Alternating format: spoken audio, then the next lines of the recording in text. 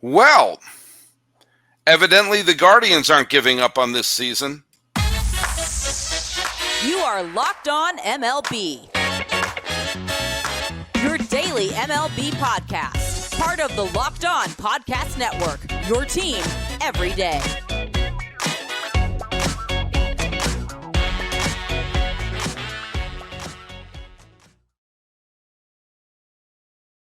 Hello, baseball fans, and welcome to Locked On MLB, part of the Locked On Podcast Network, where it's your team every day. This is the daily podcast. We talk about all of Major League Baseball. I am your host, Paul Francis Sullivan. If you don't believe me, there's my lower third. You can call me Sully. I am an Emmy-nominated television producer who has been a baseball podcaster for the last decade or so, and we are wrapping up my fifth full season here on the Locked On Podcast Network. Follow us at Locked On MLB Pods on Twitter and Instagram. I'm your pal Sully. I'm at Sully Baseball on Twitter, Sully Baseball Podcast on Instagram. Follow us at YouTube, where we are well on our way and trying to get 1 billion subscribers. We are several hundred million short. Let's pick it up, folks. And today's episode is brought to you by FanDuel. Make every moment more right now. New customers can bet $5 and get $200 in bonus bets guaranteed. Visit FanDuel.com/locked on to get started. But as you can tell, this is a crossover episode, or at the very least, one where I'm having a guest in. He has been on the show recently, and don't take this wrong, buddy. I wasn't expecting you to come back on so quickly, but the Cleveland Guardians are in the news, so that means let's break open the box and bust out Justin Lada again. How you doing, buddy? The host of Locked On Guardians. My head is spinning right now. I'm still trying to process. A month ago, we talked about the Guardians playing for 2024, and now they're still playing for 2023, I think. Okay, well, let me just tell you something. My advice to you, and I have many everyday Sully listeners out there. Apparently, some people really like me. Some people really don't like me. I love you all. But here's one thing I really, really have to stress when you listen to Locked On MLB. Please do not come to me to be your authority on how the waiver wire works, because evidently my knowledge of the waiver wire is incredibly lacking, because I was under the impression that if you made a claim on someone, then you went to the back of the line. Like, you couldn't just claim everybody.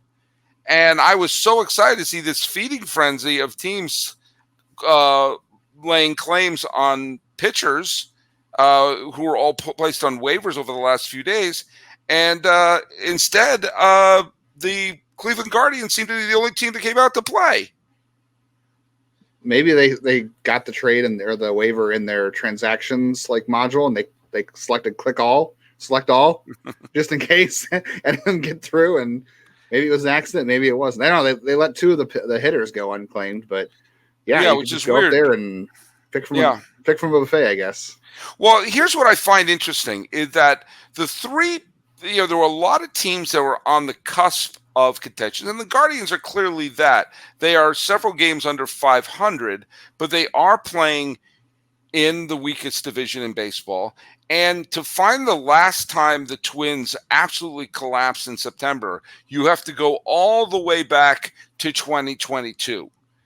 A Twins collapse in September hasn't happened in months, and maybe they're like, well, wait a minute, if they collapse again, okay, for those of you who wonder what I'm talking about here, I was so excited to see which fringe contender was going to start to claim all these players, and I felt the three most valuable pitchers on the waiver wire were Lucas Giolito, who was actually one of the big catches in the trade deadline, Reynaldo López, who no one's going to mistake him for Raleigh Fingers, but he is a major league reliever, and Matt Moore, who was having an effective season as a left-hand reliever for the Angels.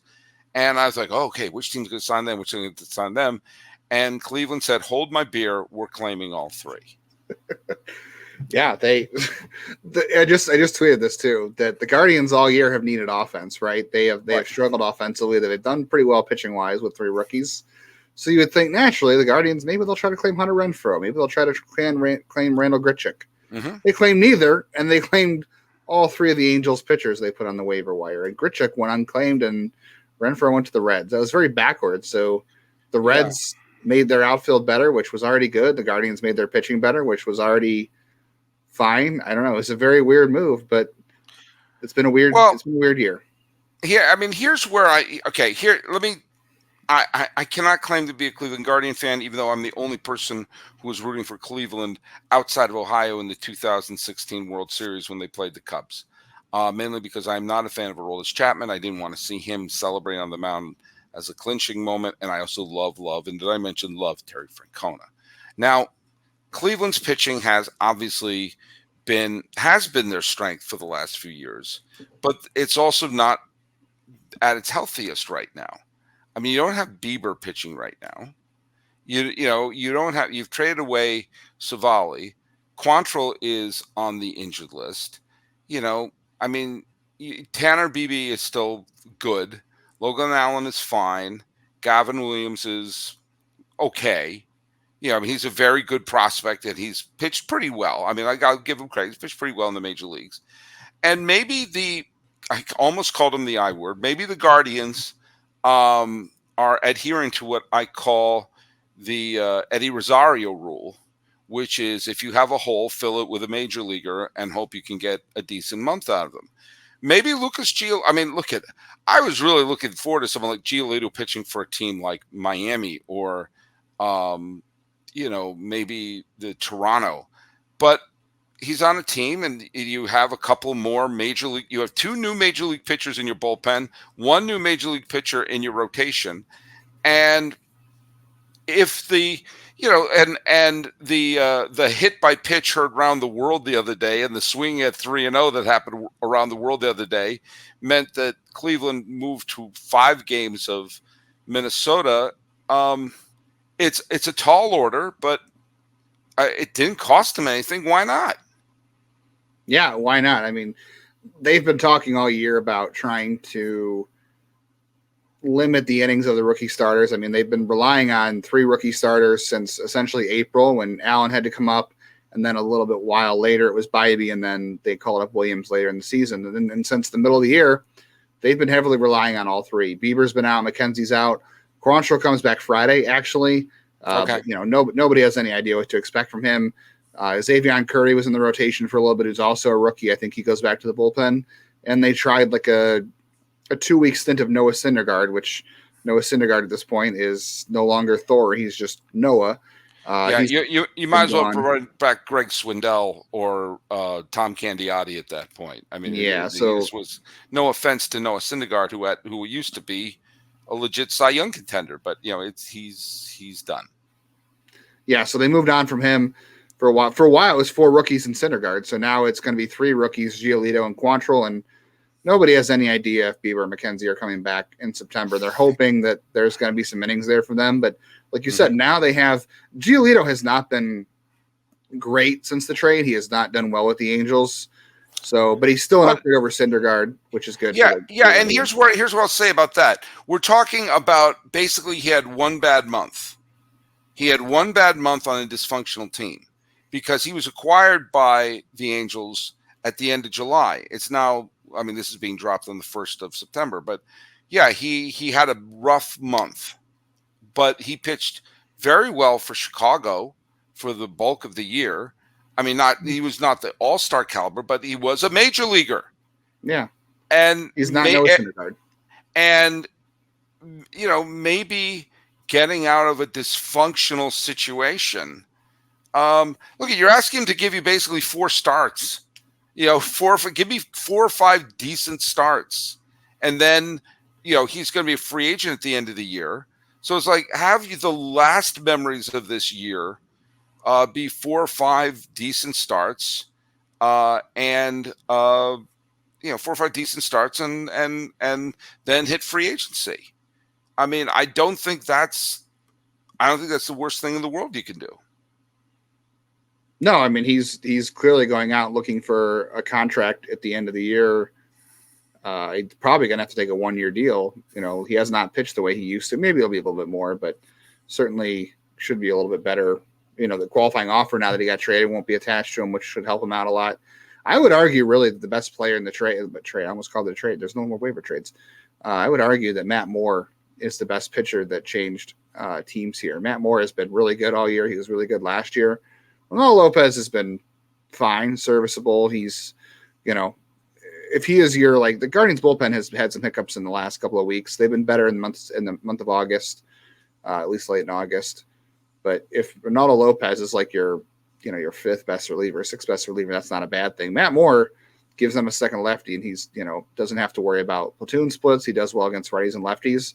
And now the Guardians can shorten their games too, not just Giolito picking up some innings, but now you get a deeper bullpen with these guys. Now you can have the rookie starters go a little bit less long. You can rely on the bullpen a little bit heavier with adding two pitchers like that. So it does go a lot of ways, and they're going to get Josh Naylor back here soon, and they're going to get David Fry back soon, who a lot of people probably don't know, but has been good against lefties. So they're going to do something to try to chase down the Twins in the month of September, and it could be Tito's last hurrah as well. So that might factor into things. And of course, the Twins are coming up in just a series or two, right?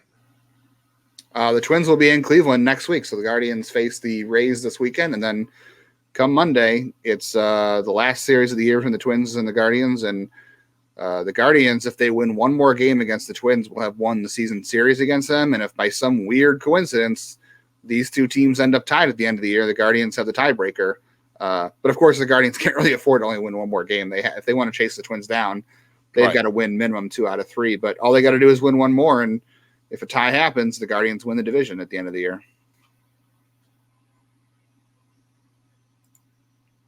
Get ready for the NFL season with incredible offers from FanDuel, America's #1 sportsbook. Right now, new customers can bet $5 and get $200 in bonus bets guaranteed.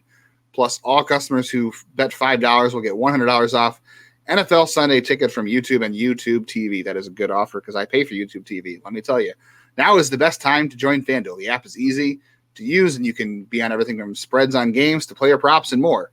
So visit FanDuel.com/lockedon and kick off the NFL season with an offer you are not going to want to miss. FanDuel, official partner of the NFL. For those of you watching the YouTube feed, sorry, I had a little crash in my computer at the end there. I apologize if that was if I looked like I was stunned to silence in that one. Hey, I want to bring up a couple quick things here. I mentioned the fact that that Cleveland's playing Minnesota. I think that may have a big reason for this, that they are going to be head-to-head, a little fortified. If they win, how many game series is that? I'm afraid to touch anything in my computer right now. Is it a 3 or 4 game series? The three-game series.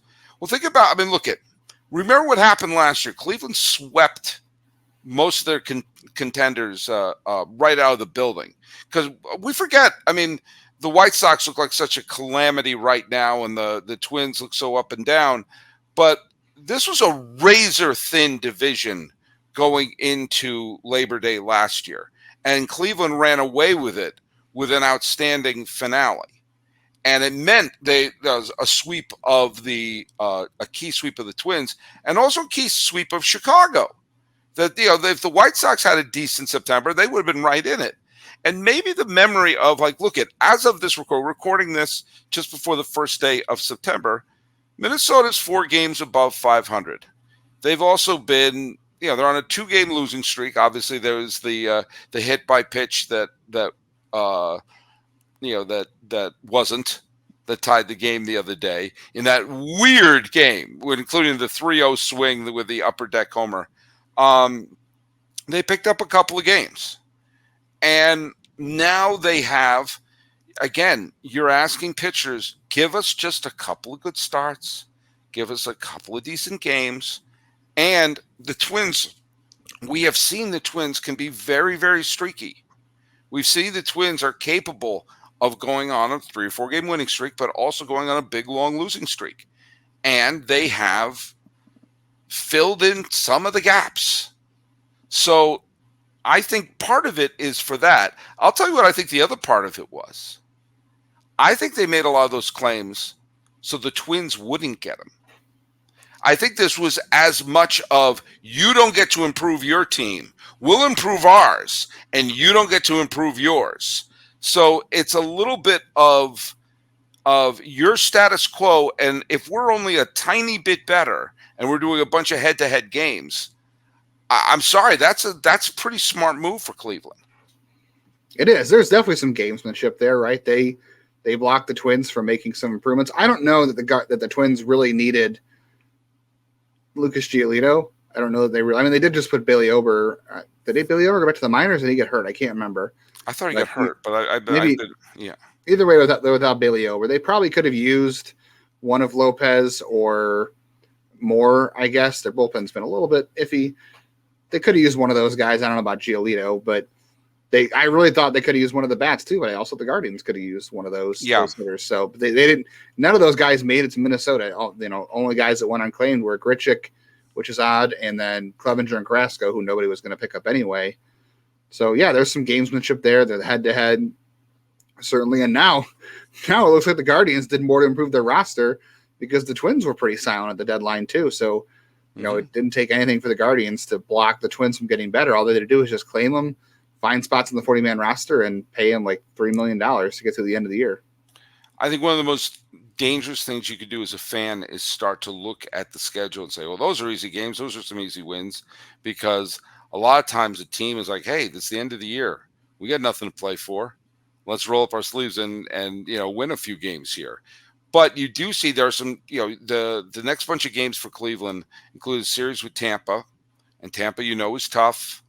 Tampa is capable of losing some games, but Tampa looks like they're starting to improve themselves. And I wonder how much of the team has gelled by getting through this Wander Franco situation and saying, hey, look, we're a team, we're a playoff team, let's move on. They do have the games against Minnesota. That's going to be right after Labor Day. Then they go to the Angels, who are a cataclysmic disaster. San Francisco, who are good. The Rangers, who are weird right now because they've had a horrible streak recently. Then you have the minor league team that plays in Kansas City. Then you got a bunch of games with Baltimore and Cincinnati, and then you finish the season at Detroit. So you can't really say that's an easy schedule or necessarily a hard schedule, but it's just you got to win the games. We've got 1 month to go, and you put together a decent month of September and hope for the best. Yeah, and now you've got 3 pitchers too on this team. I mean, it's a very young team. The Guardians have been. I mean, like I said, they relied on 3 or 4 young pitchers all year, and they've been hurt. And then the bullpen's got a bunch of guys that haven't really done it before either. So, I mean, I know Lucas Giolito and Reynaldo López have been stuck on the White Sox, who have had some very unfortunate measures around them. They haven't had a whole lot of playoff experience, but they've had playoff experience. Mm-hmm. Matt Moore has been around quite a bit. He was one of the best pitchers on the Rays, when he was coming up, and he was part of a bunch of playoff races for them. So you've got guys on this team now that have kind of pitched in big games in September. I know this team still has guys that pitched in big games in September last year too, but now you're adding more veterans to that group who, are not necessarily, everyone's banged up at this time of year, right? No one's 100% healthy, but now you've got guys who are used to pitching this late in the year more often. And this team has struggled against the Royals and Detroit, and there's some other good teams in the schedule in this month. So you at least add a couple of guys with some experience doing this before, and it can't hurt. I mean, it can't hurt. Like I said, this might be Francona's last hurrah. So, might as well go out and give him a puncher's chance to see what you can do. This team has always played well in September under him. Might as well give him some major leaguers. By the way, another former Cleveland hitter who must be the absolute nicest guy to have in the clubhouse, Josh Donaldson. Beloved New York Yankee, Josh Donaldson got picked up by the Milwaukee Brewers. And the other team in Ohio, the Cincinnati Reds, picked up a pair of outfield, Hunter Renfroe, you mentioned, and Harrison Bader. I think that's interesting moves that they put them in there. I really thought Renfroe, I knew someone was going to claim Renfroe. I mean, I'm not saying that he's the next Frank Robinson, but he's got pop in his bat. And once again, you're asking him to, I wonder, he asked him to have a couple good weeks, and I can't help but wonder, getting out of, I'm here in Southern California. I see up close the intense dysfunction that is the Angels right now. And I wonder if getting out of that mess is got to be helpful, and waking up and seeing, the Reds are in contention. So, just give me 3 or 4 decent weeks. Give us some pop. Another piece of news, Dominic Leone got picked up by Seattle.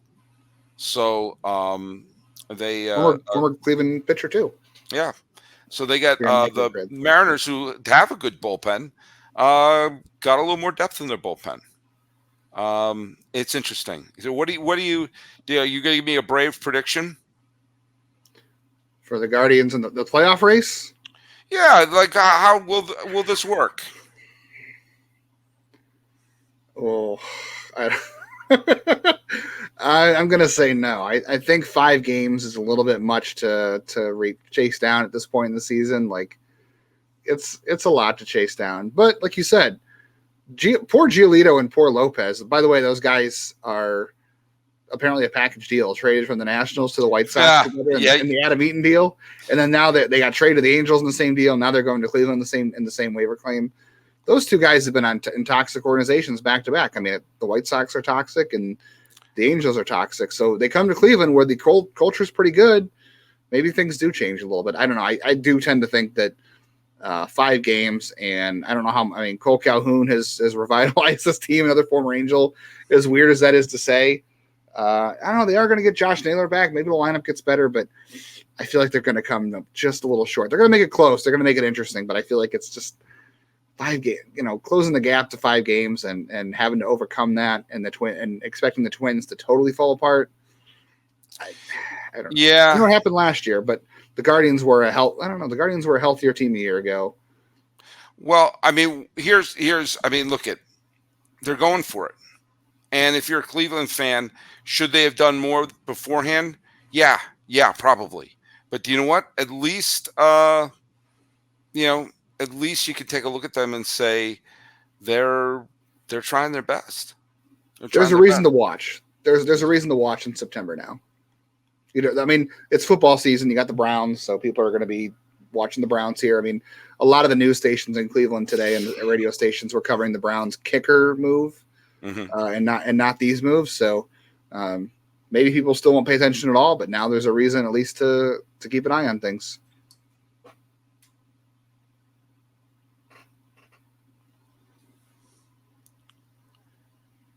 All right, we're here with Justin Lada.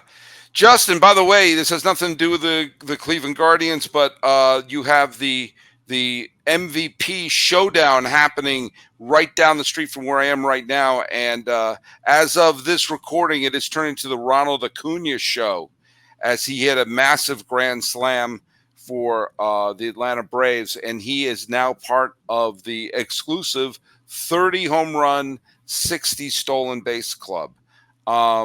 It's going to be, at this point, the MVP race is really down to those 3, Mookie Betts and Freddie Freeman and Ronald Acuna Jr. But holy cow, this is quite a showing for Ronald Acuna Jr. and doing it on that high state, on those, on that high stage of doing it in Los Angeles against the Dodgers. I love Mookie Betts. Mookie Betts is underrated, continually underrated, and I'm gonna root for Ronald Acuna to win the MVP. But here's why: not Freddie Freeman, because as a Guardians podcast host, it seemed like the Guardians had a chance to trade for Matt Olson when Freddie Freeman was a free agent. When Freddie Freeman went to the Dodgers, the Braves immediately traded for Matt Olson. So I'm not going to root for Freddie Freeman just for that reason alone. Matt Olson, is he still out in the MVP race too? I know it's probably on the fringes, but look, I think he is definitely, he's definitely on the discussion of it. But I really think that it's really between those. I think it's between Freeman, Betts, and Ronald Acuna Jr. Mookie's getting Mookie. He's underrated. All right, fair enough. Well, look at this is I love I love Francona. I want to see Cleveland win. I know they don't always have the largest window of opportunity, but the window is open a little bit longer than I thought it was going to be. They made the playoffs in, was it 2013, 16, 17, and 18. And then that window shut. Then they made it during the COVID year. Then they made it last year. So, every time I think this team is down, they make a run for it. And watch this be the year they win it. Watch them pull a 2006 Cardinals, and it be, and they pull this off. I don't know if you would have gone back to April and told me, hey, the Guardians are playing meaningful games in September, but no Shane Bieber, no Tristan McKenzie, no Aaron Savali, and Cole Calhoun and Ramon Laureano are going to be your 3 and 4 hitters. I might be calling somebody to get you some help, because that doesn't sound very realistic, but it's been a weird year. Like I said, it's been a weird year, and it's going to be an interesting month of September. All right, which brings us to our trivia question, which is Cleveland-centric. The Cleveland, they were the Indians when they went to the World Series each time. In the wild card era, they have won 3 pennants in the wild card era. Each time, the ALCS MVP was someone who wasn't on the team the year before. It was a brand new member of the Cleveland Indians. That's what they were called. Don't get mad at me. Which Cleveland ALCS MVP was acquired in midseason? 2 were acquired at the beginning of the year, but 1 was acquired at midseason. Which Cleveland ALCS most valuable player was acquired at midseason? That is your trivia question for today. And post your answers at the YouTube comments or at Locked On MLB Pods on Twitter, or whatever it's called now. I don't know what anything's called now. Twitter, Instagram, or at Sully Baseball on Twitter, Sully Baseball Podcast on Instagram. And for those of you who followed me over the weekend, yes, I have some weekend shows. I'm going to keep going through the weekends, because I know some of my everyday sellers say, like, hey, I like hearing you over the weekend, especially on this long weekend. I know I'm going to do 2. I may do 3. Hell, I may do 4. You can't stop me. Justin Lada, where can people listen to your show? Check us out over at Locked On Guardians on YouTube, on Locked Guardians on Twitter, X, whatever, and wherever you get podcasts. Yeah. Locked On Guardians everywhere you get podcasts. All right, cool. We're talking about Cleveland absolutely being gluttons at the waiver wire with Justin Lada of Locked On Guardians. This has been Locked On MLB. I am your host, Paul Francis Sullivan. Please call me Sully.